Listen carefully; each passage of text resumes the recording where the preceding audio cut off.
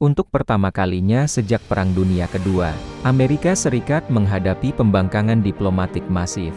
Dari tulang punggung aliansinya sendiri, NATO, negara-negara besar seperti Prancis, Jerman, dan Spanyol, secara terbuka menyatakan tidak akan memberikan dukungan militer, logistik, maupun izin penggunaan pangkalan udara, untuk serangan langsung ke Teheran. Para pemimpin Eropa menyadari bahwa membantu Amerika dalam perang ini adalah bunuh diri ekonomi, karena merekalah yang akan paling terdampak oleh krisis energi, dan gelombang pengungsi masif yang pasti menyusul.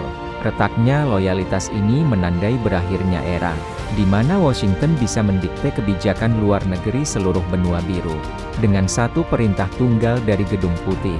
Ketidakmauan Eropa untuk terlibat, juga didorong oleh ketergantungan mereka yang semakin besar pada stabilitas jalur perdagangan Asia, yang kini banyak dimediasi oleh Tiongkok. Latar belakangnya adalah kekecewaan mendalam terhadap Amerika, yang dianggap terlalu sering menyeret Eropa ke dalam perang tanpa akhir, yang hanya menguntungkan industri militer mereka sendiri. Dengan menolak membantu Israel dan Amerika, Eropa mencoba menyelamatkan kedaulatan mereka sendiri dari kehancuran ekonomi yang sudah di depan mata. Hubungan transatlantik yang dulu menjadi pilar stabilitas dunia, kini hanya menjadi bayang-bayang masa lalu, yang penuh dengan kecurigaan, dan ego masing-masing negara, di wilayah Timur Tengah. Sekutu tradisional Amerika, seperti Arab Saudi dan Uni Emirat Arab, juga menunjukkan sikap yang mengejutkan, dengan memilih jalur netralitas yang dingin.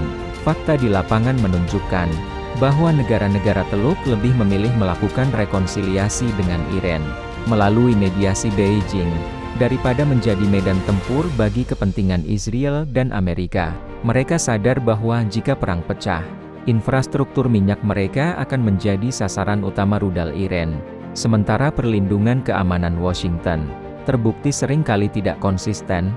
Perubahan haluan ini membuat Amerika Serikat kehilangan basis logistik dan dukungan regional yang paling krusial untuk meluncurkan serangan skala besar. Isolasi diplomatik ini membuat posisi Amerika menjadi sangat rentan, karena mereka harus memikul beban biaya dan risiko perang seorang diri tanpa dukungan sekutu. Legitimasi moral Amerika di panggung internasional runtuh, membuat setiap tindakan militer mereka dipandang sebagai agresi ilegal oleh mayoritas negara di dunia. Kekuatan besar lain seperti Rusia dan Tiongkok memanfaatkan celah ini untuk memperkuat narasi bahwa Amerika adalah aktor tunggal penyebab kekacauan global. Washington kini terjebak dalam sebuah menara gading kekuasaan, di mana mereka memiliki senjata paling mematikan, namun tidak memiliki teman yang mau berdiri di samping mereka di medan perang. Puncak dari segmen ini adalah pengakuan bahwa kepemimpinan global Amerika Serikat telah mencapai titik nadir yang tidak bisa kembali, ketika sekutu mulai berkata tidak pada isu yang dianggap Washington sebagai kepentingan vital. Itu adalah sinyal bahwa tatanan dunia unipolar telah berakhir secara resmi. Perang melawan Iran tidak lagi dipandang sebagai perang demi demokrasi, melainkan sebagai ambisi nekat sebuah adidaya yang sedang menolak kenyataan bahwa mereka telah kehilangan kendali atas sekutunya sendiri. Inilah awal dari kesepian strategis Amerika Serikat, yang akan mengubah jalannya sejarah geopolitik dunia selamanya. Di saat Washington mencoba memproyeksikan kekuatan di luar negeri, Amerika Serikat justru sedang didera krisis internal paling parah. Sejak Perang Saudara abad ke-19, perpecahan politik antara kubu liberal dan konservatif telah mencapai tingkat di mana dialog antar warga negara hampir mustahil dilakukan, memicu protes besar-besaran, yang sering kali berujung pada kekerasan di kota-kota besar. Rakyat Amerika mulai muak melihat miliaran dolar pajak mereka dikirim untuk membiayai perang di Israel dan Ukraina, sementara infrastruktur dalam negeri hancur, dan krisis tunawisma mencapai angka rekor. Ketegangan sosial ini adalah bom waktu yang siap meledak bersamaan dengan perintah mobilisasi militer ke Iran. Secara ekonomi, Amerika Serikat sedang berjuang melawan tumpukan utang nasional yang sudah melampaui angka 34 triliun dolar. Beban yang membuat setiap anggaran perang baru menjadi ancaman langsung bagi nilai tukar dolar. Latar belakang dari kekacauan ini adalah inflasi yang terus mencekik kelas menengah, membuat dukungan terhadap kebijakan intervensi luar negeri berada di titik terendah sepanjang sejarah.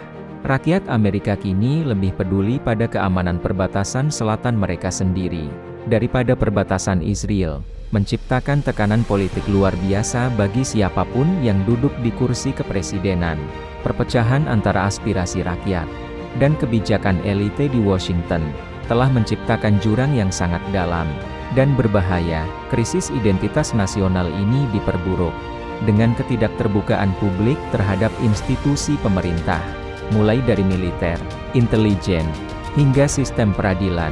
Fakta lapangan menunjukkan adanya gerakan penolakan massal terhadap wajib militer, atau keterlibatan dalam konflik baru di Timur Tengah, oleh generasi muda Amerika.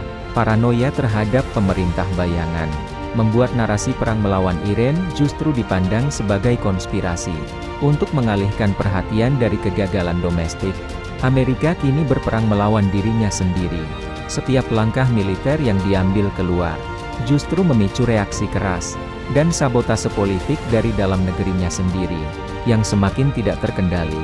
Ketidakstabilan ini juga merembet ke sektor keamanan internal, di mana militer AS mulai mengalami kesulitan dalam rekrutmen, karena moral personel yang rendah, dan ketidakjelasan misi tempur. Beberapa negara bagian mulai menunjukkan pembangkangan, terkait penggunaan dana dan pasukan Garda Nasional, untuk kepentingan yang dianggap tidak menguntungkan negara bagian mereka.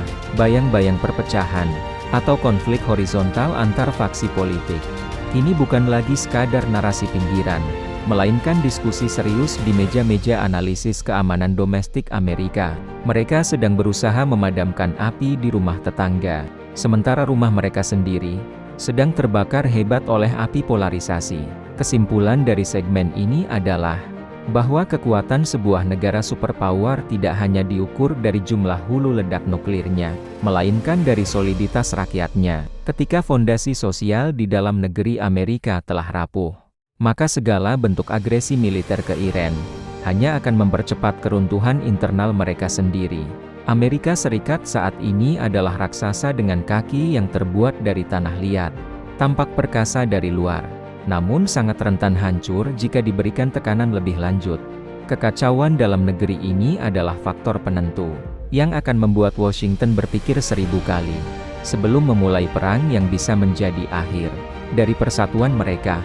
Isolasi Amerika Serikat telah menjadi karpet merah bagi Rusia dan Tiongkok, untuk secara resmi mengambil alih kemudi tatanan dunia baru.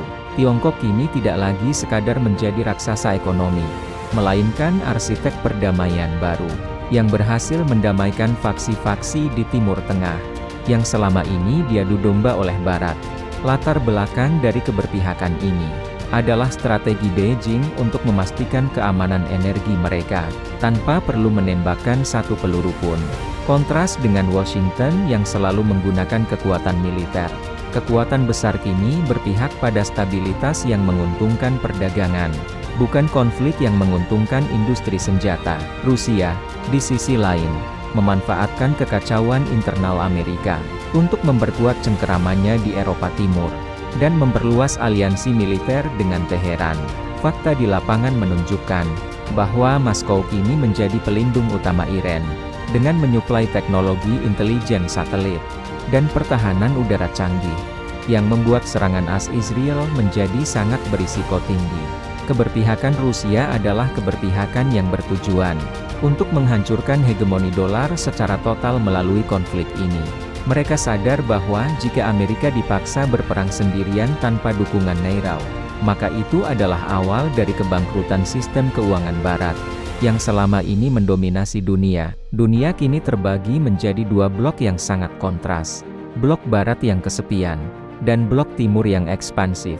Kekuatan-kekuatan besar di luar Amerika kini mulai mengabaikan sanksi Washington, dan secara terang-terangan melakukan transaksi menggunakan mata uang lokal, meruntuhkan senjata ekonomi utama Amerika. Faktanya, tatanan dunia baru ini tidak lagi berpusat di Washington, melainkan beralih ke koridor-koridor kekuasaan di Beijing dan Moskow, yang menawarkan alternatif tanpa intervensi militer.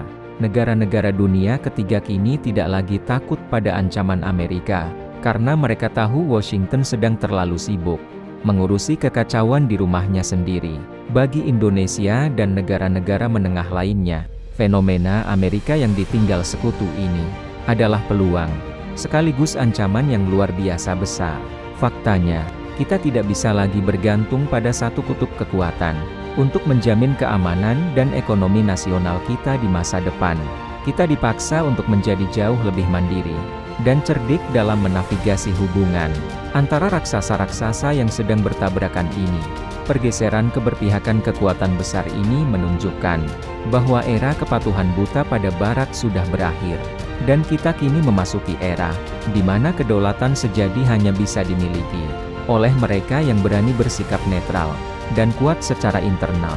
Pembahasan puncaknya adalah kesadaran bahwa kita sedang menyaksikan musim gugur dari Imperium Amerika. Perang Iran vs Israel mungkin menjadi panggung terakhir di mana Washington mencoba menunjukkan taringnya, namun tanpa sekutu dan dengan rakyat yang terbelah. Taring itu mungkin akan patah. Dunia yang kita kenal sedang berganti rupa menjadi sistem multipolar yang sangat tidak stabil, namun penuh peluang. Inilah saatnya bagi kita untuk tetap waspada, karena ketika raksasa jatuh, guncangannya akan terasa hingga ke seluruh penjuru bumi, termasuk ke meja makan dan masa depan anak cucu kita di Nusantara.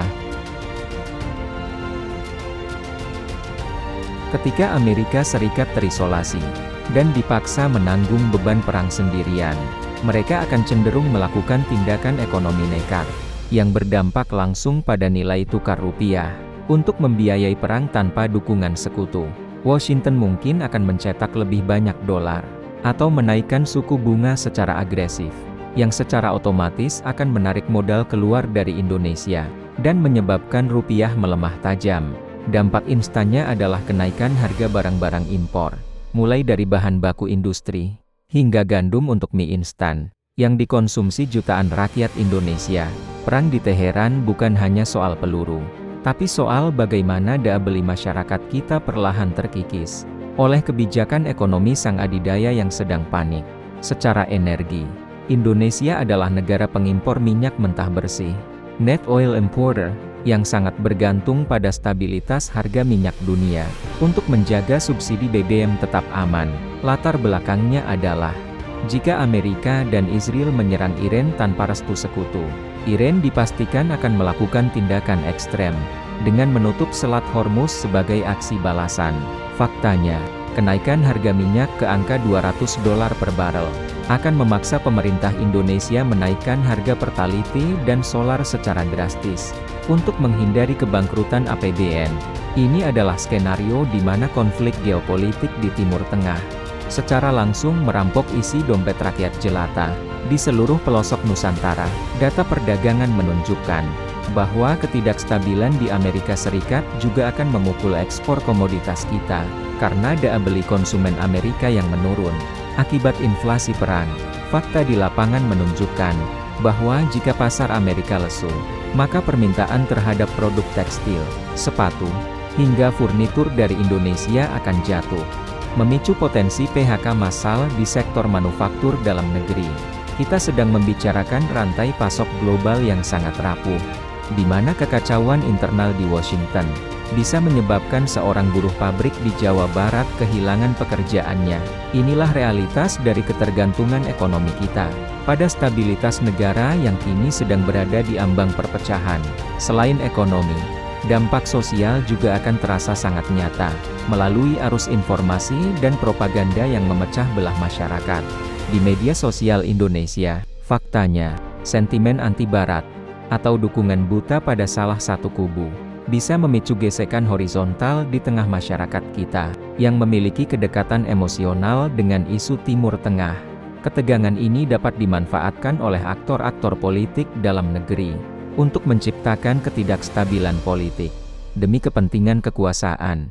Saat negara sedang fokus menghadapi krisis global, kita tidak hanya akan berperang melawan kenaikan harga pangan, Tapi kita juga akan berperang melawan narasi yang memancing amarah dan memecah persatuan nasional. Puncak dari dampak nasional ini adalah kesadaran bahwa kemandirian pangan dan energi bukan lagi sekadar slogan, melainkan strategi bertahan hidup yang mendesak.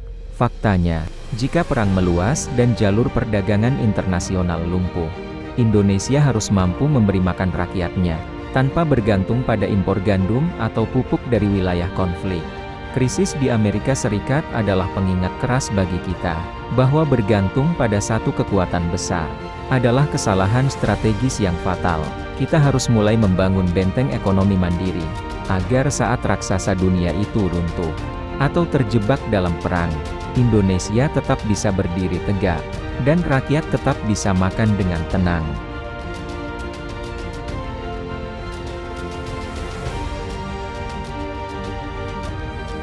Fenomena Amerika yang ditinggal sekutu adalah pelajaran berharga bagi sejarah manusia, bahwa kekuatan militer yang paling hebat sekalipun tidak akan berarti apa-apa tanpa legitimasi moral dan dukungan kolektif. Dunia sedang bergerak menuju sistem multipolar, di mana kedaulatan sebuah bangsa akan ditentukan oleh kekuatannya sendiri, bukan oleh perlindungan dari satu adidaya. Data dari berbagai krisis sejarah menunjukkan bahwa imperium yang mengalami kekacauan internal, sekaligus isolasi eksternal, biasanya akan mengalami transformasi besar, yang mengubah wajah peradaban. Kita sedang berada di garda terdepan, untuk menyaksikan transisi kekuasaan dunia, yang paling dramatis dalam satu abad terakhir. Secara strategis, kita harus memahami bahwa Perang Dunia Ketiga tidak akan terlihat seperti perang di masa lalu, melainkan perang atrisi yang menghancurkan ekonomi, sosial, dan mental masyarakat secara perlahan. Latar belakang dari krisis ini adalah kegagalan para pemimpin dunia untuk menempatkan kemanusiaan di atas ego hegemoni, sehingga senjata menjadi bahasa tunggal dalam diplomasi. Jika tatanan dunia baru yang lahir nanti didasarkan pada kecurigaan dan kekuatan otot semata, maka masa depan anak cucu kita akan penuh dengan ketidakpastian. Kita harus menuntut agar para pemimpin kembali ke jalur dialog, sebelum seluruh sistem yang kita bangun selama puluhan tahun hancur tanpa sisa. Bagi kita di Indonesia, sikap bebas aktif harus dijalankan dengan jauh lebih cerdas, lincah, dan berani, untuk mengamankan kepentingan nasional di tengah kepungan raksasa yang bertikai. Faktanya, sebagai negara dengan populasi besar dan letak strategis, Indonesia memiliki potensi untuk menjadi kekuatan ketiga, yang menyeimbangkan ketegangan antara blok barat dan blok timur. Namun, potensi ini hanya bisa terwujud jika kita kuat di dalam negeri, solid secara sosial, dan mandiri secara ekonomi. Kita tidak boleh menjadi pion dalam permainan catur mereka. Kita harus menjadi pemain yang mampu menentukan arah masa depan kita sendiri. Puncak dari pembahasan ini adalah pengakuan bahwa setiap krisis global selalu membawa peluang bagi mereka yang bersiap, dan bencana bagi mereka yang hanya diam. Faktanya, runtuhnya hegemoni tunggal membuka ruang bagi lahirnya sistem yang lebih adil bagi negara-negara berkembang seperti kita, asal kita mampu menjaga persatuan dan kewarasan di tengah propaganda. Kesadaran geopolitik rakyat adalah kunci utama, agar bangsa ini tidak mudah diadu domba oleh kepentingan asing yang ingin memanfaatkan kekayaan kita di tengah kekacauan dunia. Inilah saatnya bagi kita untuk kembali merapatkan barisan, demi menjaga kedaulatan tanah air kita tercinta. Sebagai penutup, Geonusa Journal ingin mengingatkan, bahwa di tengah adidaya yang sedang chaos, dan aliansi yang mulai retak, hanya bangsa yang memiliki kemandirian yang akan bertahan. Jangan biarkan ketakutan melumpuhkan logika kita, tapi jadikanlah ketidakpastian ini sebagai pelecur untuk membangun Indonesia yang lebih kuat dan berdikari. Tetaplah kritis, tetaplah waspada, dan jangan pernah berhenti untuk mencintai tanah air ini dengan cara yang cerdas. Terima kasih telah menyimak analisis maraton kami. Tetaplah waspada, tetaplah bersatu, dan mari kita doakan agar kedamaian masih memiliki tempat di dunia ini. Dan mari kita jaga rumah kita sendiri dari badai yang akan datang.